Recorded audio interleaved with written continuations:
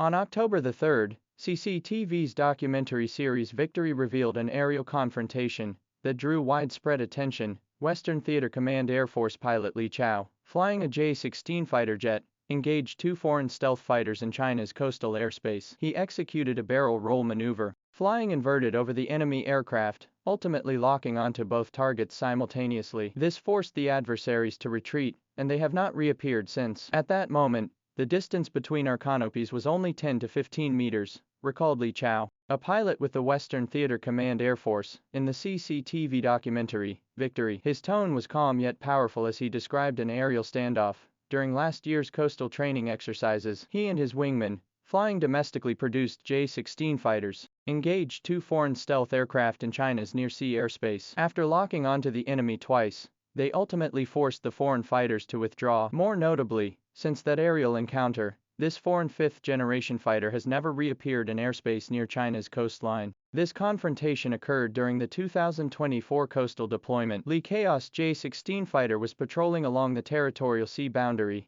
when two foreign stealth fighters rapidly approached from the open sea. During the initial aerial encounter, Li Chao had already locked onto the lead enemy aircraft. Sensing danger, the wingman swiftly executed a high-speed maneuver to break formation and attempt a counter. Facing this sudden crisis, Li Chao demonstrated exceptional piloting skills and mental fortitude. He decisively pushed the throttle, sending his fighter into a near-vertical climb before executing a barrel roll, flying upside down directly over the enemy aircraft. At that moment, the distance between our canopies was only 10 to 15 meters, Li Chao described in the documentary. This proximity allowed him to clearly see the astonished expression on the enemy pilot's face. This extreme maneuver not only thwarted the enemy's attempt to break lock, but also positioned the J-16 for attack. The fire control radar screen simultaneously displayed two stable lock-on signals. So what were the two foreign stealth fighters locked onto by the J-16? Comprehensive analysis suggests they were most likely F-22 Raptors. Only two foreign stealth fighter variants are deployed near China, the F-35 series and the F-22. Combining mission context, equipment performance, and subsequent deployment dynamics allows for precise identification of the intercepted aircraft. The F-35 series comprises three variants, but the F-35B and F-35A can be largely ruled out. The carrier-based F-35C variant, however,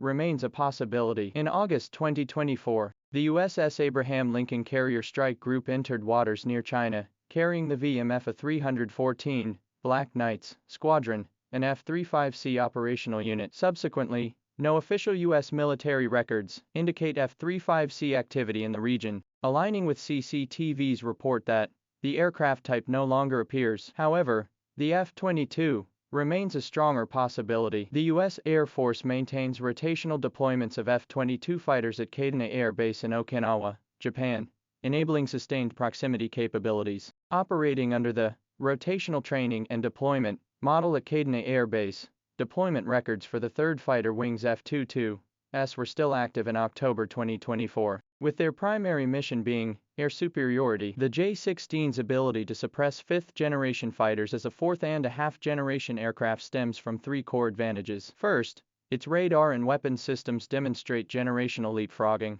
The J-16 carries the JED-26 Eta active phased array radar, utilizing gallium nitride technology with 3 times the power density of traditional gallium arsenide radars. It can lock onto stealth targets within 150 kilometers, while simultaneously tracking 40 targets and engaging 8. Paired with the PL-15 medium to long-range air-to-air missile boasting a range exceeding 200 kilometers, the J-16 can engage targets beyond the F-35C's strike envelope. Second, aerodynamic and propulsion dogfighting superiority derived from the Su-30's aerodynamic design. The J-16's high-sweep wing body fusion and large winglets deliver exceptional lift coefficients. Its twin WS-10B turbofan engines deliver ample power, with each producing 14.5 tons of thrust in afterburner mode. This results in a thrust-to-weight ratio and sustained maneuverability that significantly surpass those of the single-engine F-35C. Third, system-supported omni-domain perception. The J-16's ability to precisely track stealth targets is underpinned by China's integrated air-land-sea anti-stealth system. Ground-based meter-wave radars first detect target trajectories 160 kilometers away, while the KJ-500 airborne early warning aircraft serves as an aerial data hub,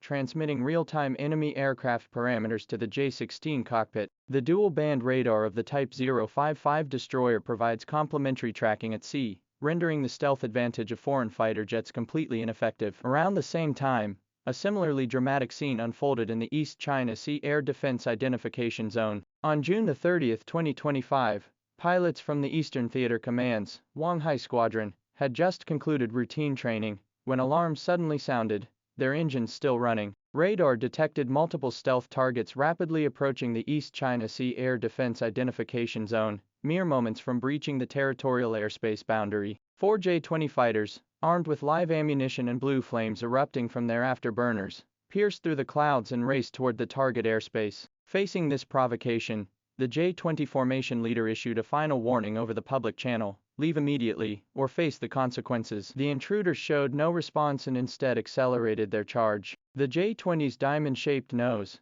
and S-shaped intake design reduced its radar cross-section to 0.01 square meters, equivalent to a seagull's size. Simultaneously, its gallium nitride active phased array radar locked onto the F-35 200 kilometers away, while its distributed electro-optical aperture system provided 360-degree surveillance with no blind spots. By the time the F-35's PG-81 radar finally detected the J-20, the latter had closed to within 5 kilometers, placing the missile within the no-escape zone. In the 8th minute of the standoff, one J-20 suddenly dove, approaching from above, and to the side of the F-35 on a tight radius to within 1 kilometer, deliberately opening its weapons bay to display the PL-10 missiles. A pilot's icy voice crackled over the radio: "We represent the Chinese Air Force. We will not back down." The foreign pilot was forced to execute an emergency turn to disengage. CCTV's proactive disclosure of these two standoffs is far more than a mere showcase of combat achievements. It conveys two core signals regarding China's near-sea defense strategy. On one hand,